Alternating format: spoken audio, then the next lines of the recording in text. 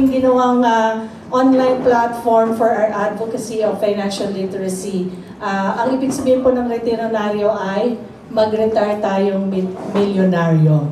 Sabay-sabay na po. Very simple. If you want to email us, retironaryo@gmail.com. Retironaryo po is an educational platform where we help everyday Filipinos, pati po yung mga taga-Australia, may mga Indian, may Sri Lankan, may mga puti, to plan a comfortable retirement through budgeting, saving, insurance planning, and long-term stock investing. We teach simple, no-nonsense strategies and tools. Our expertise is stock investing. We don't sell insurance. Hindi po kami legal and na pwede magbenta ng insurance. So, sinabi ko na ba kung sino ka? Okay? Meron po kami ginagawang book on sigurista investing strategy. Malapit na po siyang ma-out. So, abangan niyo na lang po yan. Without further ado, Jarvis po, please, masigabong palakpakan. Okay, maraming salamat po. First time kong magbigay ng seminar. Although nung nagtatrabaho pa ako dito sa Pilipinas, teacher din ako sa Family Farm School sa Batangas, Lipa. And then, nagturo din ako sa Halahala Family Farm School. So anyway, mag-disclaimer muna tayo, no? Yung ibibigay ko dito is just general advice. So hindi ito specific to your situation. So everything I share today is general information and education only. It is not fully personalized financial advice because I do not have complete details of your financial situation, objectives, and needs. So, no guarantee of results. Any examples, projections, or references to investments, returns, or strategies are illustrative only. They are not guarantees of future performance or outcomes.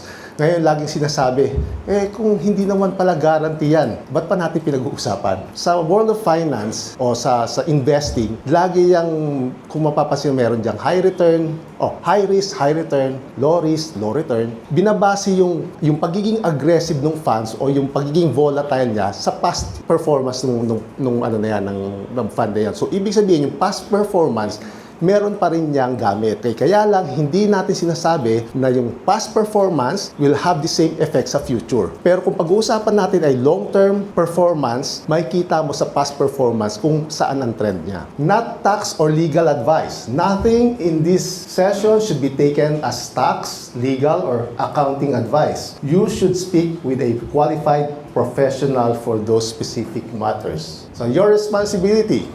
Before acting on anything we discuss, please consider whether it is appropriate for your own circumstances, and if needed, seek personalized advice from a licensed financial advisor in your jurisdiction.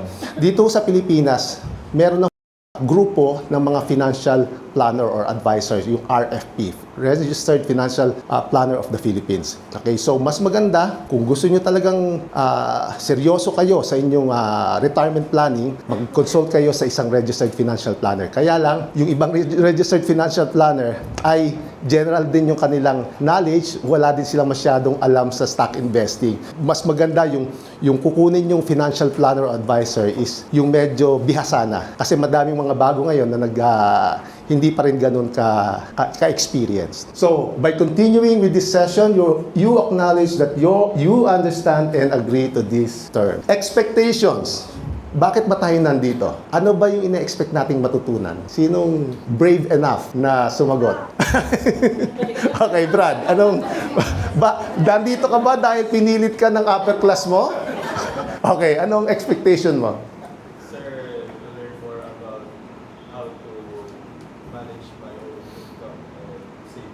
Okay, ilan taon ka na? Sir, 20? Yes. 20. May nag-aaral ka pa? Yes. Okay, may trabaho ka na? Sir, SAO. Okay, so sino pang, okay, Jeff. Sir, yung ideas o yung mga long-term investments na pwede pwede. Okay, yes. Sir, siguro yung sa pag-open, about opening lang po ng different account, lalo na po sa Philippines account. Kasi Oh. parang nahihirapan po ako i-access kung paano bumili ng international or local. Okay. Paalala mo, sasagutin natin yan. So, ang concern niya, paano mag-open ng account. Kasi medyo yung iba, medyo madaming paperwork. Mamaya makikita niyo yung isa namin patotoo dito, yan din yung kanyang struggle. nahirapan siya mag-open ng account. Any more expectations? Okay? So mag-survey muna tayo. Okay, hindi ito para malaman ko kung sino yung senior na dito. Tingnan lang natin. 20 to 30. Ilan ang between 20 to 30? Okay, majority, yes. Okay, yung mga between 20 to 30, you are the best candidate para maging milyonaryo. Okay? Best candidate. Ha? Okay. Okay. So, majority, no? 31 to 40. Okay. Bakit lang ganyan ang kamay? Okay. Okay. So, 31 to 40, pwede pa rin niyang makahabol. Okay? Pwede pa rin makahabol yan. Kaya lang dapat talagang paplanuhin natin kung paano makakahabol. Okay. Ito ang medyo masakit. 41 to 50. Okay? Okay. Pwede pa rin makahabol. Okay? Pero ito ang pinakamasakit. Okay? 50 to 60. Ay, nandito kami, yung batch namin. Okay? So, yan yung problema namin. Okay? Nung dumating na ako sa age na 50, dito na ako kinakabahan. Which is, sa tingin ko, yung mga kabataan, hindi nararamdaman yan. Kasi ang tingin nila is, malayo pa yan eh. Pero sinasabi ko sa inyo, pag pumatak na kayo ng 41, 50, up to 50, kakabahan na kayo. Dahil, mabuti kung meron kayong anak na mayaman. Pero kung wala, baka sa kangkungan lang tayo pulutin. Okay? So, dapat paghandaan na natin nating retirement. Sino ang nagsimula na mag-invest for their retirement? Okay, 1. Oh, very good. 2, 3, 4. Okay, medyo okay. Yung dalawang anak. Okay? Nagsimula na yung mga yan. At as early as 14 years old, okay, nag-ano na yan, nagsisave at nag-i-invest. So, sabi ko sa kanila, wala kaming ipapamana sa inyong pera. Okay? Ang pwede ko lang ipamana sa inyo, yung knowledge on how to do it properly. So, nagkaroon sila ng sarili ng mga kotse, bahay, okay, stocks, without us giving any money to them. Sino ang may mga magulang na merong retirement fund? Yung parents nyo, may retirement fund, meron. Okay. Meron pa? May retirement fund? Ibig sabihin, hindi umaasa sa inyo? Okay, 2. So, may 3.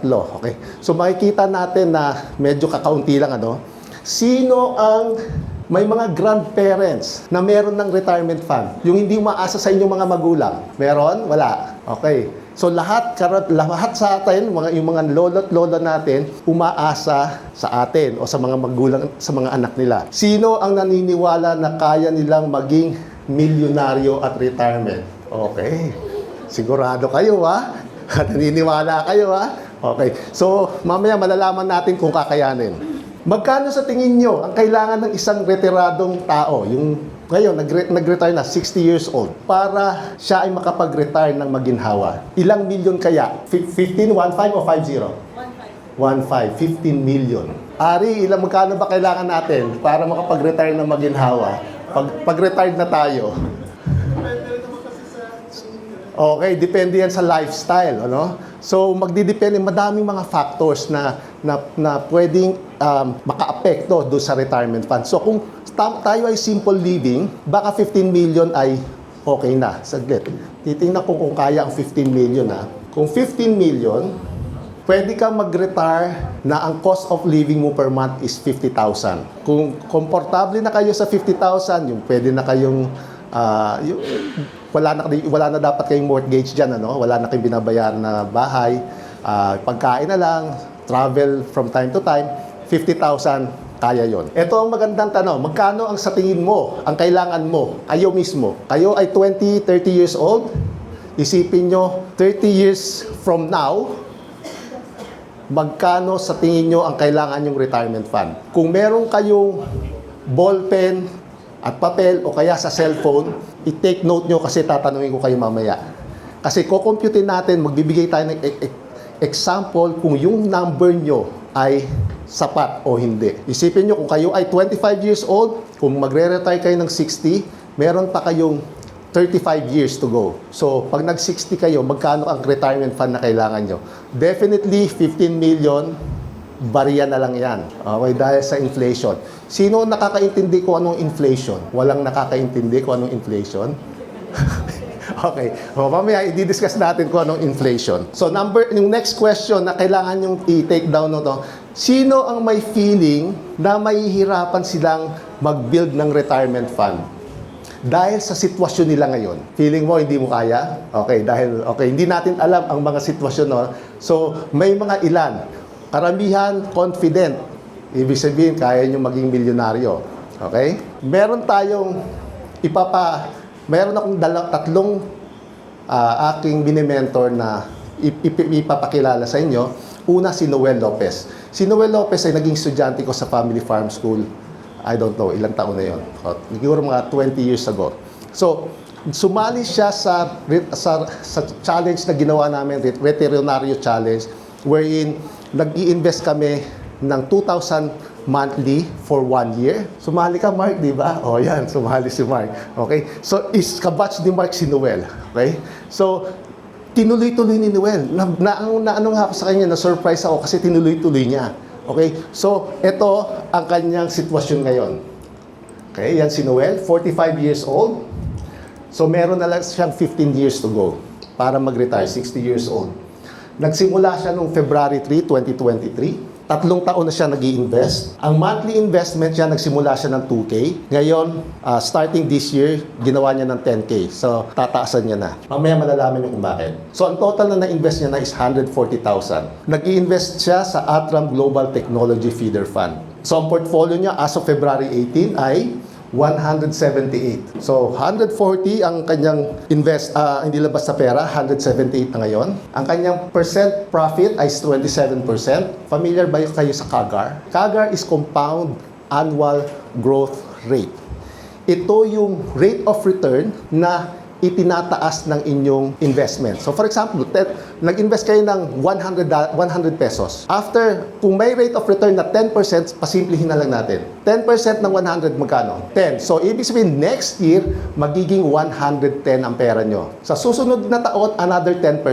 Ano ang 10% ng 110? 11. So magiging 121 sa susunod na taon. So yearly, nagko-compound yung inyong pera. So yung performance nung portfolio ni Noel ay 21.53%.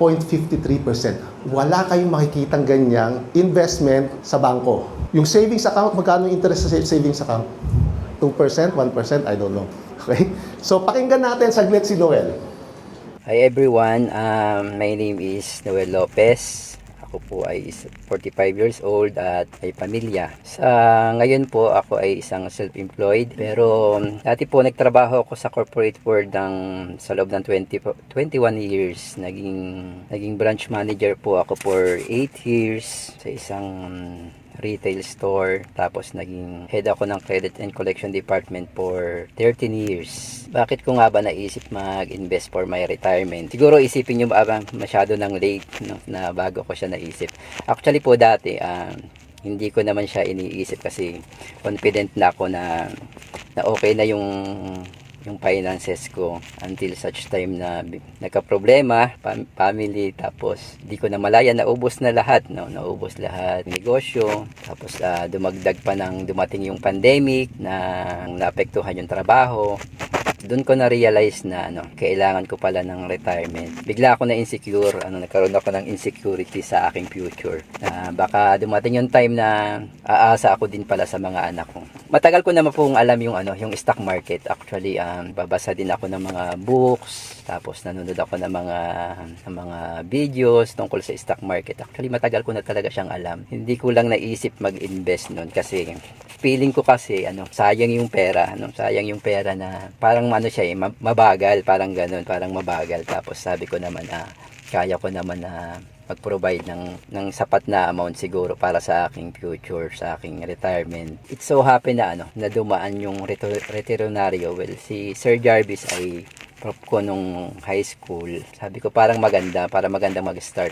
Actually, bago pa yung veterinaryo, ilang beses na rin ako nag-attempt pumasok sa stock market. Inquire ako sa PhilStocks, pinadalhan nila ako ng bunch of forms, ganyan, napipilapan. Hindi ko rin naman naipasa. Nag-try ako ng Call Financial. For some reason, hindi ako makaget through sa application. Nalaman ko yung GCash kay Sir Jarvis. Veterinaryo, sabi ko magandang opportunity para mag-start. Kailan ako nagsimula? 23, nagkaroon ng parang investment challenge si Sir Jarvis sa Retrenaryo. Doon ako nag-umpisa. Tapos, tinuloy-tuloy ko lang. Tapos, hanggang sa nakapasok na rin ako sa Call Financial. Dinagdagan ko lang yung mga amount. Ganun, parang tinuloy-tuloy ko after the challenge. Yung monthly investment ko, nag-start kami ng 2,000 for 1 year. Tapos, after ng challenge, ginawa ko siyang 3,000, naging 5,000. Tapos, nang pumasok na yung 2026, ang goal ko is 10,000. Kasi nga, sabi ko, sobrang iksi na yung time ko. So, hindi ko maaabot yung retirement fund na kailangan ko. So, plano ko na habang tumatagal, medyo taas ng konti yung investment. Ang nailabas ko na sa Atram Global Tech ay 140,000. As of this month, nasa na siya, 182,000. Yun na po yung amount ng investment ko. Okay, yun lang po. Good luck sa lahat. Thank you. Okay, yan si Noel. So, nirecord niya yan few days ago. So, medyo bumaba yung presyo ng stock ngayon. Kaya, naging 177 na lang yata yung kanya. Before 182. So, ganun talaga ang stock market. Up and down, up and down. Pero, hindi tayo nagpe-pay attention doon sa short-term volatility. Okay? Dapat ang tingin natin ay long-term. Cost averaging strategy. Sino ang may idea kung anong ibig sabihin ng cost averaging strategy? May idea kayo? Cost averaging. Doon pa lang sa word na cost averaging, anong pumapasok sa isip natin? Ina-average natin yung ating cost. Inalok ko lang, binaliktad ko lang. Okay? Ang ibig sabihin nun, sa stock investing, merong isang strategy na ginagawa ang mga malalaking fund managers o malalaking financial institution. Ito yung cost averaging strategy. For example, sa Australia. Sa Australia, meron kaming superannuation na tinatawag. Yung superannuation, ito yung retirement fund namin. Sa Australia, yung aming employer ang naglalagay ng pera doon sa retirement fund. Hindi kami. Unlike dito sa Pilipinas, tayo ang naglalagay sa SSS. Tapos merong counterpart ang employer. Hindi sa ina-encourage ko kayo pumunta ng Australia, pero maganda sa Australia. Okay? So, maganda ang retirement system namin doon.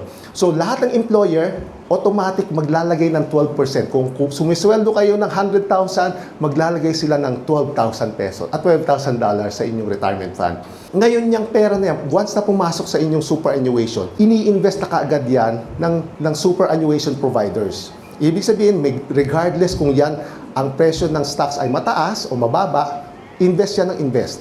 So, ang tawag doon, cost averaging strategy. Regardless, no matter if the stock price is high or low, regular siyang bibili ng stocks. Okay? So, normally, yung binibiling stocks ay pool of stocks o yung mutual funds na composed of maybe hundreds and thousands of companies. So, fully diversified na yon. Hindi sila bumibili ng individual stocks. So, yung cost averaging strategy, yun ang concept nun. This is the best strategy for people who knows nothing in stock investing. Sino ang may alam sa stock investing dito? Okay, isa, dalawa. Majority walang alam. So, ibig sabihin, itong strategy na to ay para sa inyo. Okay? At yung mga walang time para mag-monitor ng market. So, kung dahil meron tayong full-time job, at wala tayong time para mag-monitor ng market. Halimbawa, meron tayong dito, seafarer. Meron bang internet sa barko? Meron. So, kaya mong i-monitor. Okay? So, pero kung nasa liblib na lugar tayo at walang signal at mahina ang reception, mahirap mag-monitor ng stock market. So, ang kagandahan dito, hindi nyo na kailangang magbayad ng fund manager. Okay? Kayo mismo ay pwede nyo gawin ito on your own. Kasi ang pag kayo ay magpapamayad, halimbawa, kukunin nyo ako as your fund manager, magcha-charge pa ako sa inyo. Okay? So, kayo mismo ay kaya nyo itong gawin as long as na alam nyo kung anong ginagawa nyo. So, ito ang pag-uusapan natin ngayon, kung paano nyo gagawin. So, pinag-usapan din natin kanina na si Noel Lopez ay nag-i-invest sa Atram Global Technology Feeder Fund. Lagi kong sinasabi, kung kayo ay mag-i-invest, hindi kayo mag-i-invest dahil nakita nyo lang sa Facebook o sa TikTok. Ito, kumita ako ng 10%. Okay? Dapat kung mag-i-invest kayo, titingnan nyo kung ano yung underlying assets kung saan naka-invest yung fund na yun. So, iyan ang pag-uusapan natin. So, for example, Atram Global Technology Feeder Fund, saan ba ito naka-invest? Sa dami ng mga makikita yung information, minsan na-overwhelm tayo. Okay? Ano ba ang titingnan ko dyan? Kung akong tatanungin nyo, ang titingnan ko dyan ay yung target fund. Saan ba naka-invest yung pera ko? Okay? Ito ay naka-invest sa Fidelity Fund, Global Technology Fund. Ano naman itong Global Technology Fund na to? Mamaya, i-discuss natin yan.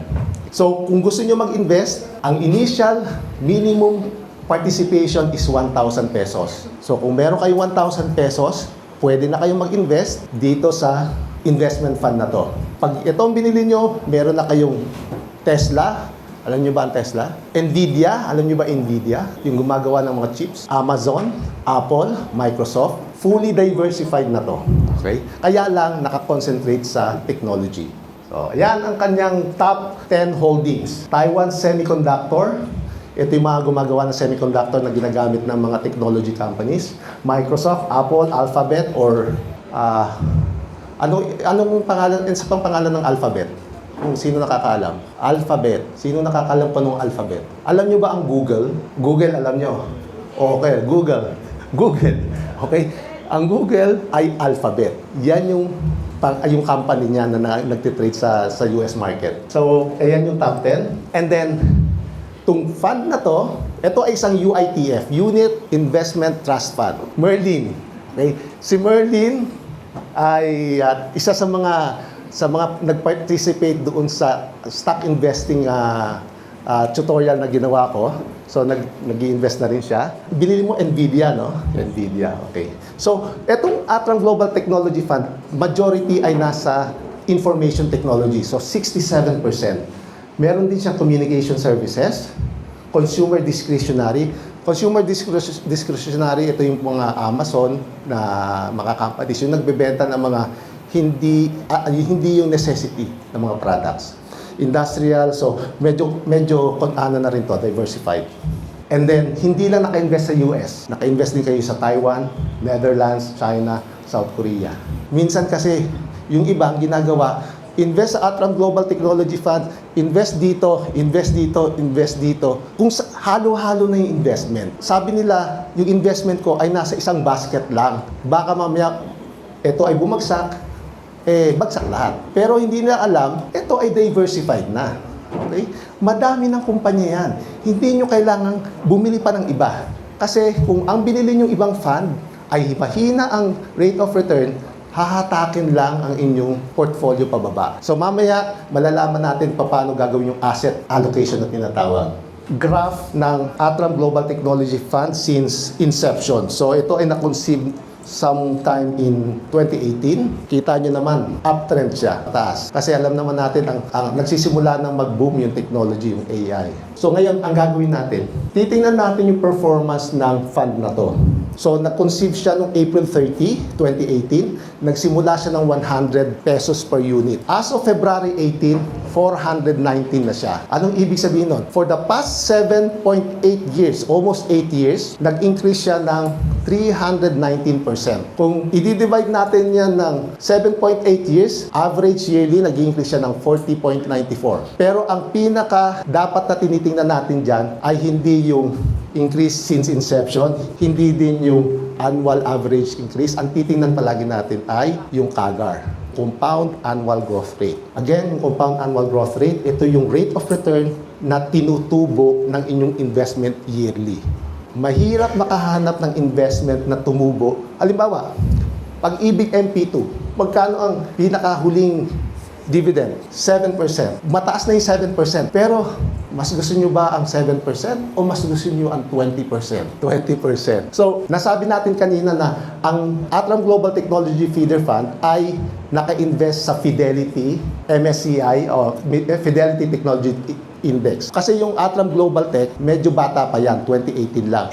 Pero yung tinatrack niyang fund ay ito, nagsimula ito noong 2013. So medyo matanda na to. So 12 years na yan. So kung ikukumpara natin yung compound annual growth rate ng Fidelity sa Atram ay hindi nagkakalayo, 20%. Any questions bago tumuloy? Ano? So, parang traffic, kinatrack natin Yes. Yung mga UITF, meron tinatawag na benchmark, tsaka yung fund kung saan naka-invest. Yung benchmark, ito yung parang pinaka-guide nila na pina-follow. Sinusundan nila yon. Pero index lang yon. Walang nag-i-invest doon. Kumbaga, ito ay composed of so many companies, tapos may number na nakikreate, tapos tinatrack lang yung index. Pero kung saan talaga sila naka-invest, ay dito sa Fidelity. Ngayon yung Atram ay dito naka-invest sa Fidelity Fund. So, kung kayo ay mag-a-analyze ng fund, kung maganda, titingnan nyo palagi yung kung saan naka-invest. Tingnan nyo kung saan naka-invest, then tingnan nyo yung performance nung fund kung saan naka-invest na yon. So in this case, yung Fidelity Fund. Balik tayo kay Noel. Si Noel, kung ipoproject natin yung kanyang retirement fund at 60 years old, ito ang potential na kanyang retirement fund. So reviewin natin, ano? Siya ay pinanganak noong November 18, 1980. So siya ngayon ay 45 years old.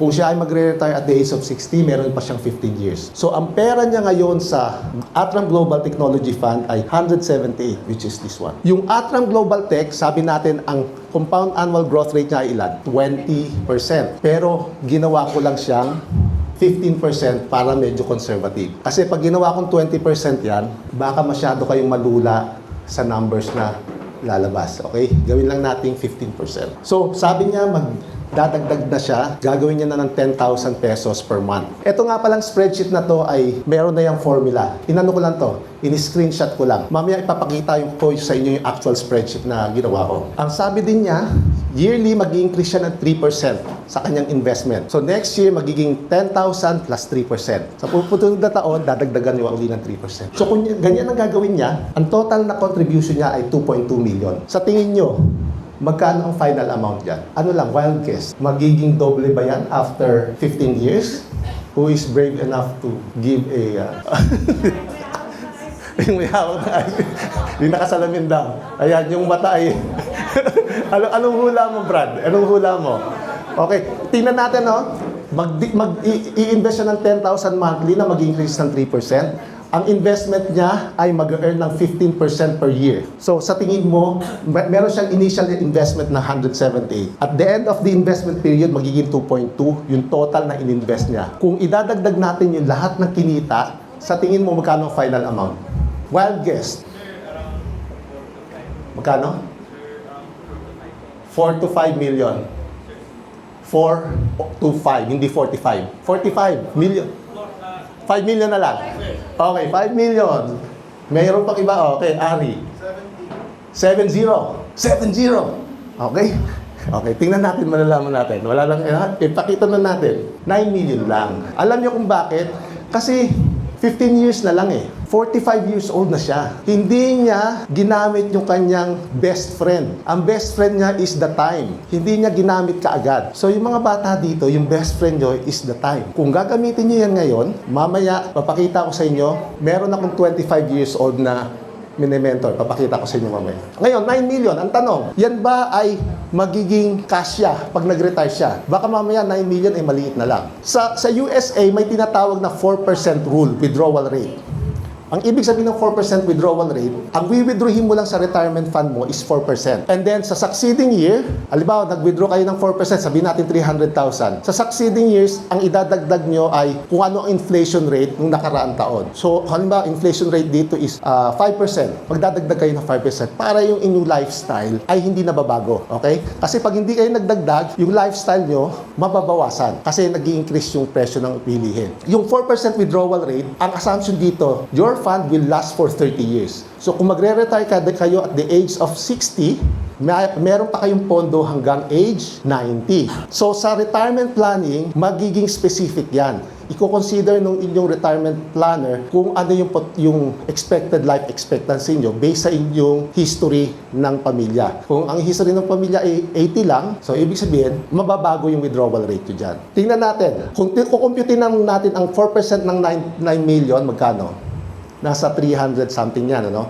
So, ang mangyayari dyan, on the first year of retirement, mag-withdraw siya ng 373,000. Ang present value ng 373,000, kung kukunin natin ang halaga niya ngayon, okay, na merong inflation rate na 4%, yan ay 207,000 lang per year. for the first year of retirement. Kung i-divide natin yan ng 12 months, meron siya makukuha na 17,000. Pwede na ba yan na retirement sa ngayon? Ulang. Okay. So kaya si Noel ay naghahabol. Huwag na kayong maghabol, gawin nyo na ngayon. So yan ang value ng kanyang fund ngayon. 17,000 lang ang makukuha niya every month.